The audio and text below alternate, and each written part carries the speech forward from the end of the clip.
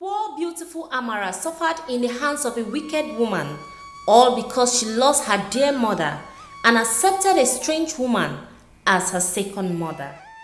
Once upon a time in a distant land, there lived a very wealthy man named Ejiofor. He had the largest farm in the land, so large that even the king's family used to rent his land to farm on.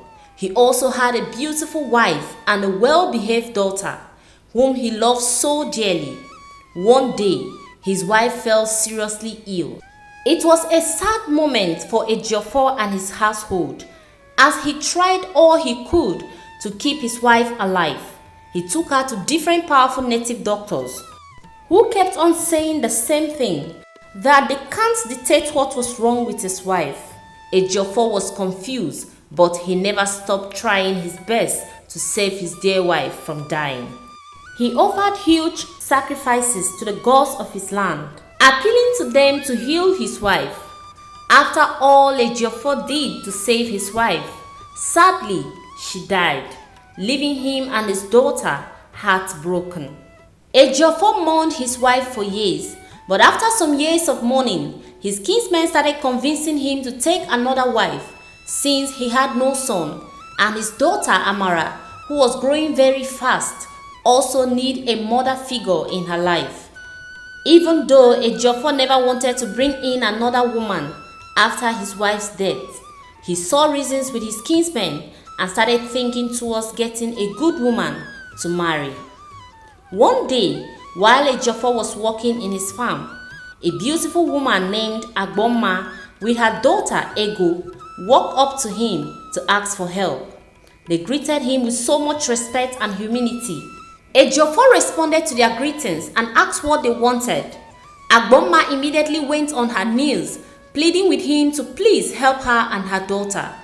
Ejiofor, who was confused at her actions, asked why they needed his help and where they were coming from. Agma told him that they came from a faraway land and she was a widow who was cast out of her husband's house because she couldn't give her late husband a son. Ejiofor, being touched by her story, took pity on her and offered to give her a place to stay in his house.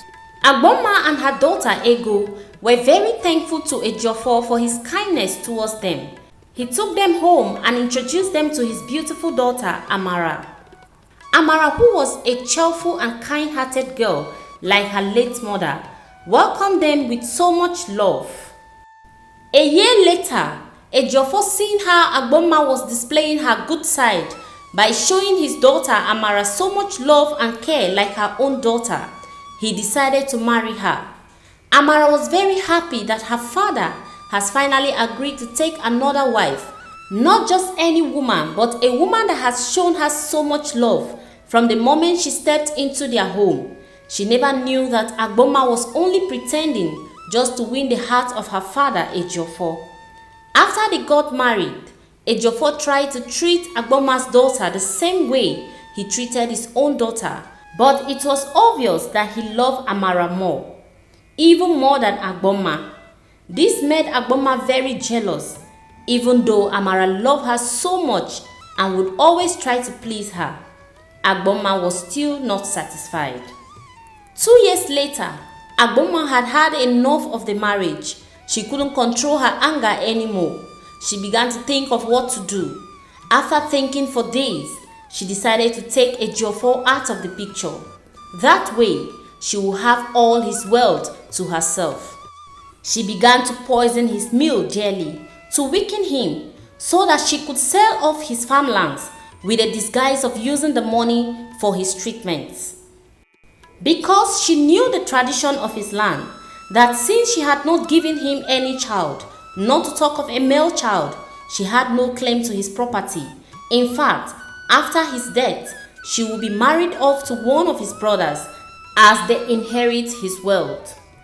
When she had finished selling all Ejiofor's lands and gaining the favor of his kinsmen as a caring wife, she gave him the final dose of poison and he died. Now, the only properties Ejiofor had left were his wife and 2 daughters, as she had also sold his house. When her mission was accomplished, She gathered her late husband's kinsmen, pretending to be a good woman who was broken and helpless. Ejiofor's kinsmen felt pity for her, considering how she tried for their late brother. She told them that now that her husband is gone and she had nothing left, she will return back to her father's house, since it was their tradition that when a woman's husband dies, she is to return to her father's compound. Of course, this was a smart way to avoid being acquired by Ejiofor's brothers. The kinsmen, without much argument, gave her permission to return back to her father's compound and have a moment of rest and peace. Agma and her daughter moved to a neighboring village, taking Amara with them to make her look like a good woman.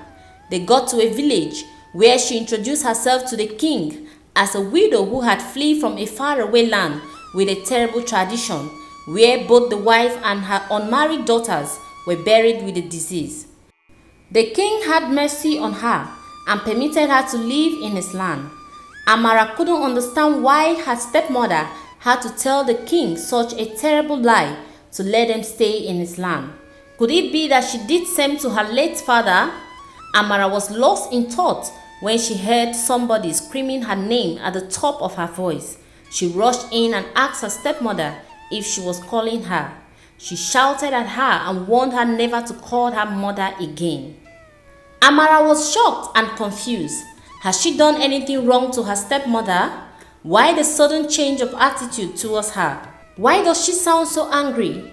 I must have done something wrong to warrant this anger. Amara tried to find out from her stepsister Ego, who told her that she had no idea. As days and weeks passed, Agma continued treating Amara so badly. She tried her best to work her to death while pretending to be nice in public.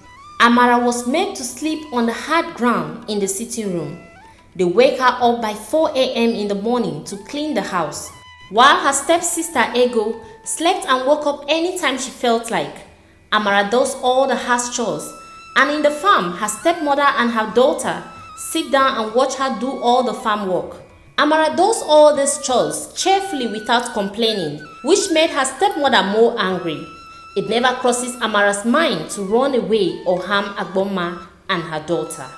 One fateful day, Amara went to the stream to fetch water. While she was filling her pot with water, she heard the sound of a flute playing. She loved the music that came from it, and so she quickly fetched her water and went to find out where the sound had come from. She didn't have to search for long. She saw an old woman sitting under a tree, playing the flute, with a heavy-looking sack beside her. She was enjoying the music so much that she didn't know when she dropped her water pot and began to dance. The music made her feel the love of her parents, and she could hear her mother singing to her. The old woman noticed her, and when she was done playing, she called the attention of Amara, who was still dancing to her mother's voice. "My daughter, I see you like the music from my flute," the old woman said, laughing, and Amara nodded with a smile. The old woman then asked her to help her carry her sack home. At first, Amara wanted to refuse, but she could not imagine the old woman carrying such a heavy load. So she left her pot of water under the tree to keep it safe. Then she helped her carry the sack, which was very heavy. When they got to the old woman's house, she offered to pay Amara for helping her, but Amara refused. The old woman showed Amara different kinds of flutes, one made of gold, another of fine wood, one of silver, another of cowries, and one carved from the stem of a pawpaw leaf, like that of the old woman. Amara was amazed at the sight, and even more amazed when the old woman told her that they each had magic in them, just like her flute. Amara remembered the feeling she got when the old woman played and picked the pawpaw stem flute. The old woman then told her that when she played that flute, it would read her heart and grant her wish. But it cannot bring back the dead, and it can only be played by her alone. And the day she dies, the flute will stop working. Amara was so happy that after she thanked the old woman, she ran home to show the flute to her stepmother, who beat her so badly on seeing that she had returned without her water pot and for taking all day at the stream. After Amara had recovered from the beating, she apologized to her stepmother, told her about the old woman, then begged her to see the flute. She then played it, and immediately the bruises on her body were gone. When the stepmother saw what happened, she was not impressed. Then Amara played the flute again, and this time a sack of cowries appeared. Seeing this, Agma asked her to give her the flute. She tried to play it, but the flute made no sound. Then, in annoyance, she tried to break it, but the flute would not break. And so she threw it outside the house and condemned it as evil. And then she warned Amara never to use it again. She took the sack of cowries to her room, but Amara remembered the warm feeling she got from the music of the flute. She went to pick it and ran to the palace to show the flute to the king, who immediately had her marry the prince for the riches that the flute could bring to his land. When her stepmother Agma heard of this, she was so angry that she condemned her daughter and sent her to the stream to fetch water. In fact, she warned her not to return until she sees the old woman playing the flute, and she gives her one. Her daughter Ego went to the stream to fetch water for several days and stayed till nightfall, waiting for the old woman. And when she was finally losing hope, with her mother threatening to sell her to a rich old man if she did not find the old woman, finally she heard the sound of a flute. She immediately went to see who was playing the flute, and to her greatest joy, it was the old woman. Without waiting for the old woman to finish playing, she interrupted her and offered to help her carry her load home. On their way to the old woman's house, she complained bitterly of how heavy the old woman's sack was. When they finally got to the old woman's house, the old woman asked her to pick a flute. Without wasting much time, she picked the golden flute. The old woman then said to her, "This flute will give whoever plays it and the owner of the flute what they deserve, and it will only stop working when the flute player is humble." But Ego was too excited to listen to her. She ran home and showed it to her mother, who welcomed her joyfully with a hug. She took the flute from her and began to play it. Instead of wealth, which was in her greedy heart when she played it, spirits in form of masquerade appeared and began to flog her along with her daughter, asking them to confess. When they could no longer take the beating, they ran out into the street, but the masquerade followed them, flogging and commanding them to confess. Ego confessed all her sins that she could remember, and the masquerade praised her for confessing, but they did not stop beating her and reminding her of the flute rule that the old woman had told her about when she was not listening. They continued flogging them, shouting, "Confess," as they ran down to the marketplace, then to the king's palace, where the guards prevented them from moving close to the king, queen, prince, and Amara, who were sitting in the royal court, discussing the state of the kingdom, which had flourished greatly since Amara and the prince got married. Finally, Agma shouted when she thought that the flogging was about to kill her, "I will confess." The beating stopped, but the masquerade did not disappear, just in case she lied. By now, the villagers had gathered in the royal court to see what was happening. The guards could not keep them out. Even the guards wanted to see what was happening. Seeing the crowd that had gathered, Agma confessed that her first husband had been poisoned by her to acquire his wealth, but it was a plan gone wrong, since the tradition was that his brothers would inherit his properties because he had no male child. She then ran away with her daughter, and when she heard of a widower who was so rich that even the king's family farmed on his land, she wormed her way into his house and heart and became his wife. Then this time, she poisoned him to death slowly until she had collected and hidden all his wealth. Then she killed him. She then confessed to maltreating Amara, hoping that she would die from stress someday. When she was done confessing, the masquerade vanished, leaving her alone to face the angry villagers who wanted justice for their new princess. The royal family who would decide her fate, and Amara, who was tearing up in shock and anger.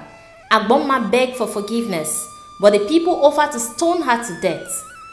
Amara also wanted her death, as she remembered how she had suffered. But the prince reminded her that if not for Agma, she wouldn't have gotten the flute. So Amara forgave them, but the king still had to serve justice. The king ordered that Agma should be buried alive in the evil forest, and a message should be sent to Amara's people, explaining what had happened. As for Agboma's daughter Ego, Amara had mercy on her and made her one of the palace maid, where she was maltreated by her senior maid behind the princess's back.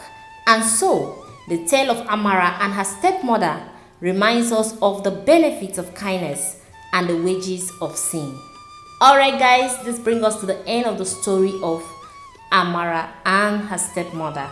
Please drop your comments in the comment section and tell us what you think about the story. And don't forget to subscribe if you haven't subscribed to my channel yet. Subscribe for more interesting videos and also turn on the bell so you'll be notified whenever I post a new video. Thank you. See you guys in my next video. Bye for now.